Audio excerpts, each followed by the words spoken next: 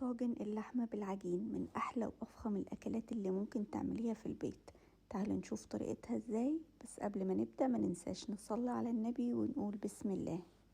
في حلة على النار حط فيها معلقة من السمنة وهنزل عليها بقطع اللحمة تكون صغيرة نوعا ما علشان تستوي بسرعة. هفضل اشوح فيها واقلبها كده في السمنة كويس قوي لغاية ما تاخد معانا لون التحمير ده. اول ما اوصل للمرحلة دي هنزل عليها ببصلاية مقطعة كده بالشكل ده.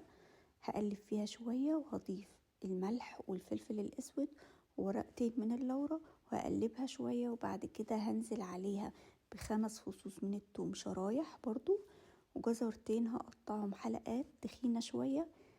هقلبهم شوية وبعدين هنزل عليهم بالبطاطس مقطعة مكعبات وهقلب. بعدين هنزل بالفلفل، فلفل حار او بارد زي ما انت عايزة. هنضيف باقي التوابل، بابريكا، توم باودر وبصل باودر ومعلقة صغيرة من الكزبرة الناشفة، واخر حاجة هضيفها مكعبات من الطماطم وهقلب. وبعدين هغطي الحلة واسيبهم على نار هادية خالص لمدة نص ساعة بدون اي مية.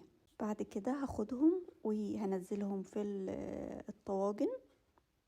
هضيف الاول هنزل اللحمة وفوقها الخضار، وبعد كده هغطيهم بورق زبدة الاول وبعدين ورق السلوفان، وهدخلهم فرن سخن يكون على درجة 180 لمدة ساعة الا ربع يكملوا باقي السوا.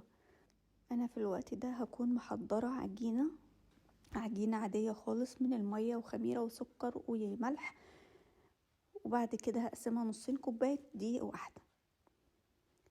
هاخد العجينة هفردها احطها على الطاجن، هعمل وشها بمعلقة من دبس الرمان وعليها معلقة من اللبن، او زي ما انت تحبي ممكن بالبيض، واحط سمسم وحبة البركة وارجعهم ربع ساعة تاني في الفرن لغاية ما العجينة تستوي.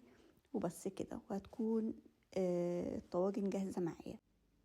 يلا جربوا الوصفة، لو عجبتكم ما تنسوش اللايك والاشتراك علشان يوصل لكم كل جديد من الوصفات اللي انا بعملها.